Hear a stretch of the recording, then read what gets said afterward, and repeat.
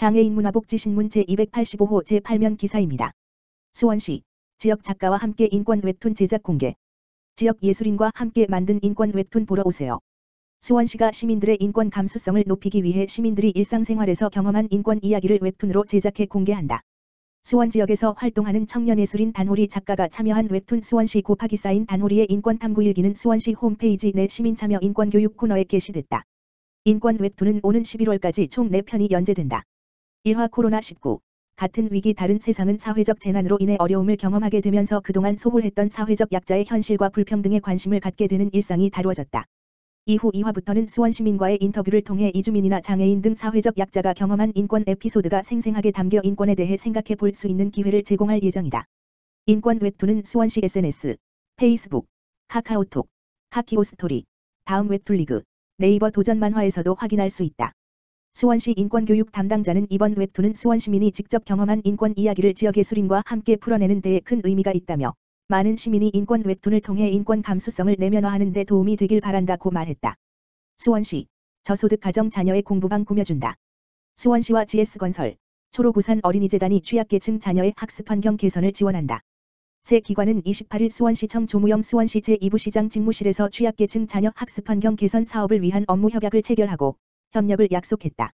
학습환경 개선 사업 대상은 초등학생 중학생 자녀, 8 물결표 쌓인 16세를 둔 법정보호세대, 기초생활수급자 차상위계층, 저소득 가정, 중위소득 80% 이하이다. 협약에 따라 세 기관은 대상자 선정에 협력하고 자원봉사자 등 개선 공사에 필요한 인력을 적극적으로 지원하기로 했다. GS건설은 대상자로 선정된 가정의 자녀 방 도배 장판을 친환경 자재로 교체하고 책상 의자 레드, 발광 다이오드, 전등 컴퓨터 등을 설치한다. 협약 기간은 2022년 6월 30일까지이다. 한 해에 10가구씩 20가구를 선정해 학습환경 개선 사업을 진행한다. 이날 협약식에는 조무영 제2부시장, 이덕우 GS건설 본부장, 김창현 초록우산 어린이재단 본부장, 박요한 광교파크 자이더테라스 입주민 대표 등이 참석했다. 박요한 대표는 GS건설의 학습환경 개선 사업을 제안하며 이번 협약의 연결고리 역할을 했다. 이덕우 GS건설 본부장은 수원시 초록우산 어린이재단과 사회공헌 사업을 함께 할 수 있어서 기쁘다며 학습환경 개선 사업을 잘 진행해서 사회공헌 사업이 활성화되는 데 일조하고 싶다고 밝혔다. 김창현 초록우산 어린이재단 본부장은 내 책상이 있었으면 좋겠다고 소망을 밝히는 아이들이 적지 않다며 아이들에게 기쁨을 주는 사업이 될 것이라고 기대했다. 조무영 제2부시장은 협약 제안을 받고 우리 사회가 아직 건강하고 따뜻하다는 생각이 들었다며 깔끔한 공부방과 책상이 생기는 것은 아이들에게 평생 좋은 기억으로 남을 것이라고 말했다. 이어 아이들에게 관심을 기울여 주신 GS건설, 초록우산 어린이재단에 감사드린다며 학습환경 개선 공사를 할 때 자원봉사자로 참여하고 싶다고 밝혔다. 수원시 다함께 돌봄센터 8호점 개소식. 수원시는 4월 29일 권선구 금곡동 홈에시류먼시아 8단지 아파트 내에 수원시 다함께 돌봄센터 8호점 개소식을 열었다. 수원시 다함께 돌봄센터 8호점은 연면적 80.37 규모로 프로그램실, 1개, 교사실, 조리실 등이 있다. 지난 22일 운영을 시작했고 정원은 21명이다. 4. 대한불교청년회 경기지구 수탁 운영한다. 민선 7기 시민 약속 사업 중 하나인 다함께 돌봄센터는 방과 후 돌봄이 필요한 모든 초등학생 아동, 만 6 물결표 쌓인 12세을 대상으로 돌봄 서비스를 제공하는 시설이다. 부모 소득 수준에 상관없이 모든 초등학생이 이용할 수 있고 저학년 학생 맞벌이 가정 다자녀 가정 자녀가 우선 이용할 수 있다. 맞벌이 부부와 같이 양육에 어려움을 겪는 가정의 부담을 줄이고 초등학생 돌봄 사각지대를 해소하는 데 큰 역할을 하고 있다. 다함께 돌봄센터는 이용 아동에게 급 간식을 제공하고 놀이 학습지도 특성화 프로그램을 운영한다. 월요일부터 금요일까지 운영한다. 학기 중에는 정오부터 오후 8시까지, 방학 중에는 오전 9시부터 오후 8시까지 문을 연다. 수원시는 2022년까지 다함께 돌봄센터 20개소를 운영하는 것을 목표로 한다. 올해 안에 12호점을 개소하고 2022년 8개소를 설치할 계획이다.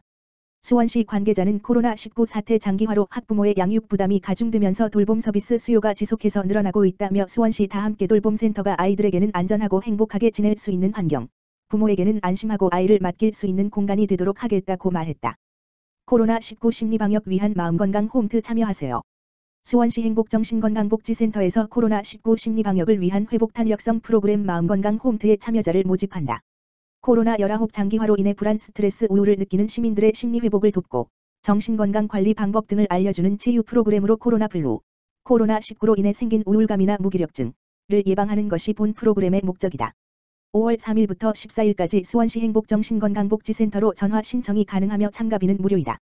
5월 20일부터 6월 10일까지 매주 목요일에 화상회의 프로그램 줌을 통해 비대면으로 진행된다.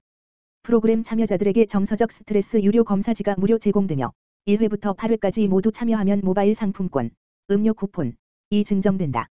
시흥시 사회적 취약계층 대상 마을행정사 제도 운영. 시흥시 시장 임병택은 행정사 선임이 어려운 취약계층을 대상으로 행정 업무 처리를 도와주는 마을행정사 제도를 운영하고 있다. 지난 2020년 6월부터 행정업무 경력이 있는 행정사를 관내 3개 권역에 총 6명을 위촉해 운영하고 있으며 최근에는 대야 신천권역 결원에 대한 마을행정사를 1명을 추가 위촉했다. 재능기부로 운영되는 마을행정사는 시흥시에 주소를 둔 기초생활수급자, 차상위계층, 북한 이탈 주민, 기타 행정사 수임이 어려운 취약계층 등을 대상으로 무료 행정상담 서비스를 제공하고 있다. 행정기관에 제출하는 진정, 건의, 인허가 면허 등 작성 대행 각종 계약, 협약 및 청구 등 거래에 관한 서류 작성 행정관계 법령, 제도, 절차 등 행정업무에 대해 설명 및 자료 제공 등의 업무를 수행한다. 마을행정사 상담 서비스는 시흥시 민원여건과 지역번호 031-310-2350에 신청할 수 있다.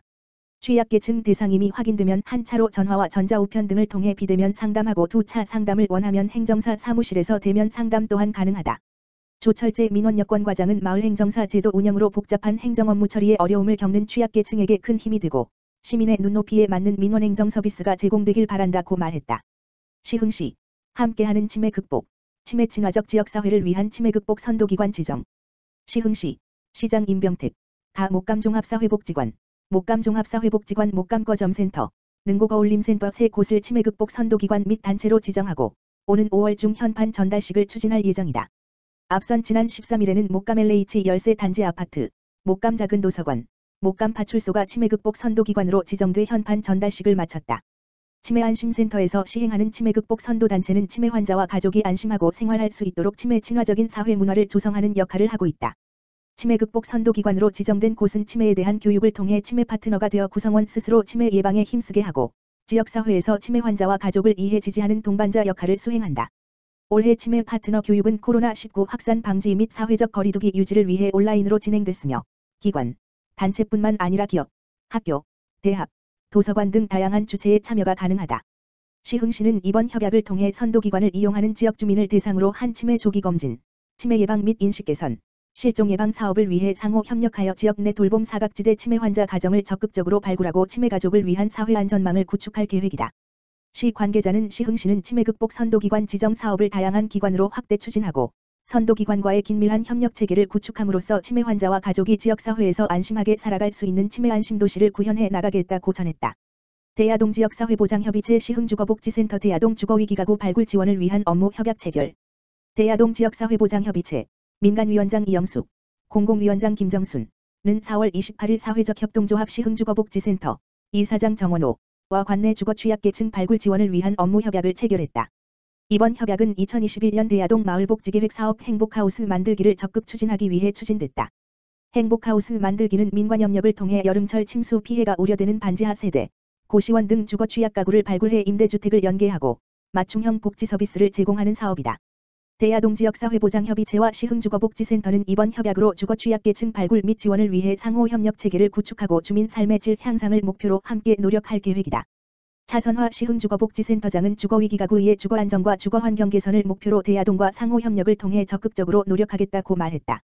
이영숙 민간위원장은 이번 협약에 참여해 주셔서 감사드리며 대야동 주거 취약가구의 적극적인 발굴을 위해 대야동 지역사회보장협의체에서도 세심한 관심과 노력을 기울이겠다고 전했다. 관련 문의는 대야동 마을자치과로 하면 된다.